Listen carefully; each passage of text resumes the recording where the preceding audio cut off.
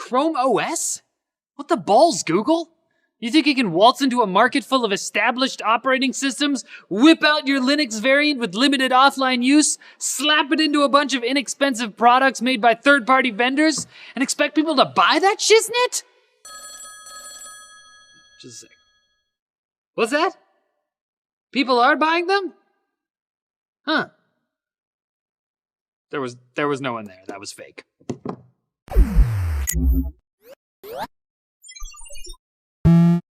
Office 365.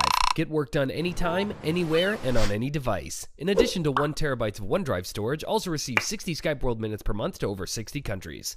Chrome OS. It's Google's take on a very minimal web-centric operating system that they hope is going to take the affordable devices market by storm, and it's sort of already started to do that. The numbers on Chrome OS adoption have been kind of iffy, but at the end of 2013, Chromebooks had grabbed around 20% of all notebook sales. Now, I know this may be hard to grasp from a hardcore PC enthusiast's perspective.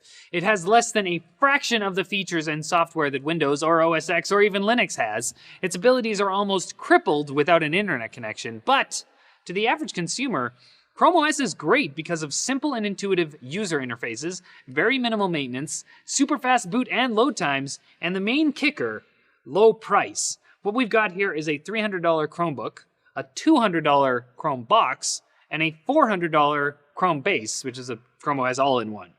I'm going to do a quick rundown on what it's like to use Chrome OS, offline use, and software, but first, let's stop ignoring the device in front of me here. Now, Chromebooks make up the vast majority of Chrome OS devices, and the one we have here is the Acer C720p. I featured it in my back-to-school laptop video, as it is in a lot of best top 10 most good Chromebooks lists because of its excellent battery life and performance. It packs a 1.4 GHz Intel Celeron 2955U, 4 gigs of RAM, a 16 gig SSD, and an 11.6-inch 1366 by 768 touch screen. You might be saying to yourself, those are super lame specs for a phone nowadays, let alone a laptop. But if you consider what you're going to use a Chromebook for, primarily web browsing, using Google Drive software and whatnot, they sort of make sense. Chrome OS was designed to run on less fancy hardware, and as a result, you still get very decent performance. Actually, there's a newer version of the 720 that comes with an Intel Core i3 inside without the touchscreen, although it is a bit more expensive. Now this right here is our ChromeBox, the Asus CN60. You'll need to supply the peripherals to operate this, a monitor, keyboard, and mouse. This particular model has the same CPU as the C720p, same amount of storage, but with 2 gigs of RAM and a lot more ports. 4 USB 3.0 ports, 2 in the front, 2 in the back, as well as Ethernet, HDMI, and DisplayPort, as well as an SD card reader on the side. Now this guy was pretty good at multitasking while driving a 1080p monitor when I was using it, but there's also another model that comes with a Core i3 and 4 gigs of RAM and can apparently drive up to 4K on monitors.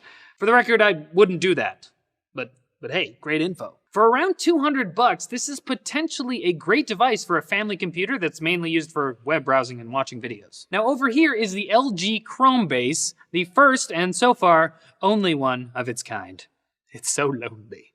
Again, very similar specs, an Intel Celeron 2955U with 2 gigs of RAM and 16 gigs of SSD storage, wrapped all up in a 21.5-inch 1080p IPS display.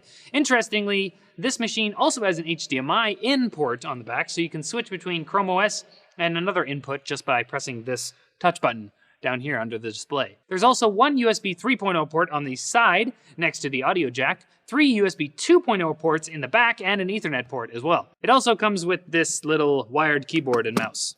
Now, this is all fine, but what is it actually like to use Chrome OS? Well, have you used Google Chrome before? It's like that. The OS is less of a stripped-down version of Windows or OS X and more of a expanded Chrome browser. Its apps are pretty much all Chrome extensions, except for the core Google apps like Hangouts or Google Keep, as well as the camera app and local Files browser. Those are distinct apps. Speaking of the Files browser, it does show your Google Drive at the top, highlighting that you're probably supposed to be connected to the web.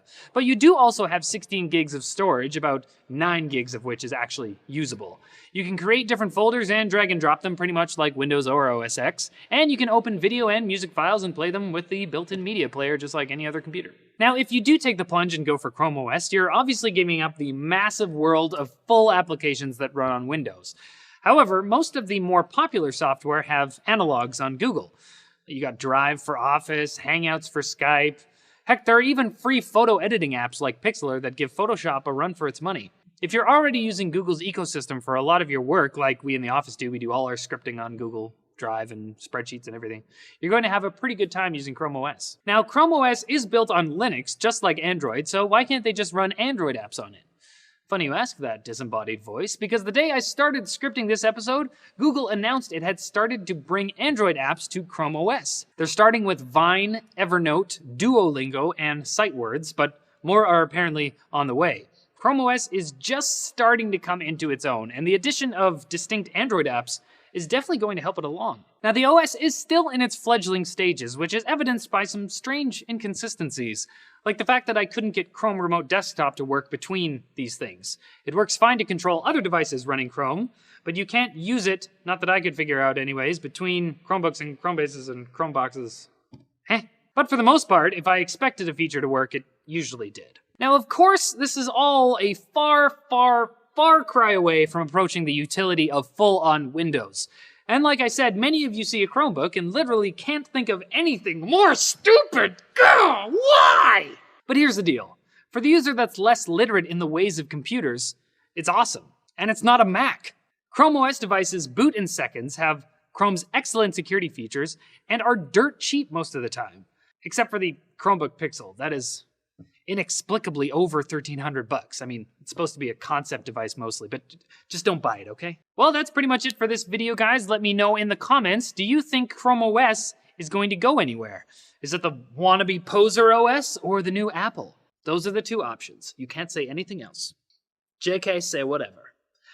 Thanks for watching, guys. Don't forget to like and subscribe for more videos like this from NCIX.